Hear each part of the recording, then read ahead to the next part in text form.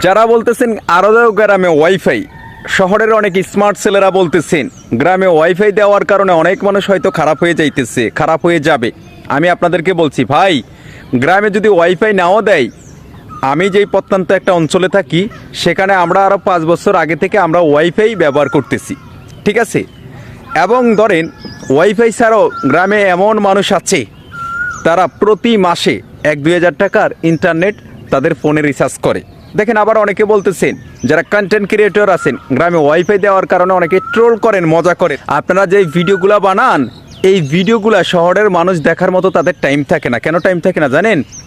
তারা কি রুম ভাড়া দিব, ছেলে মেয়েদের বেতন দিবে, নাকি নিত্য প্রয়োজনীয় যেই দৈনন্দিন জীবনের বাজার সাজার তাদের যেগুলো দরকারও হয় সেগুলা কিনবে, নাকি তাদের ওই যে চাকরি যেখানে চাকরি বাকরি করে সেটা সামলাইবে, না আপনার ভিডিও দেখবে? গ্রামের মানুষ মোটামুটি সারাদিন একটু ফ্রি থাকে, সেই ফ্রি সময়টুকু আপনারা যে কন্টেন্টগুলো বানান সেগুলা রীতিমতো দেখে। আপনি ওয়াইফাই যদি গ্রামে নাও দেন, ইন্টারনেট দিয়েও তারা দেখে।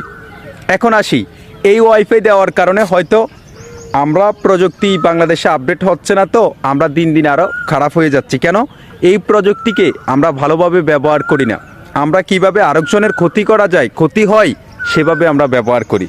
তবে প্রযুক্তি দিন দিন আপডেট হচ্ছে, আমরা যেন ব্যাকডেট না হই, এদিকে সবাই একটু লক্ষ্য রাখেন।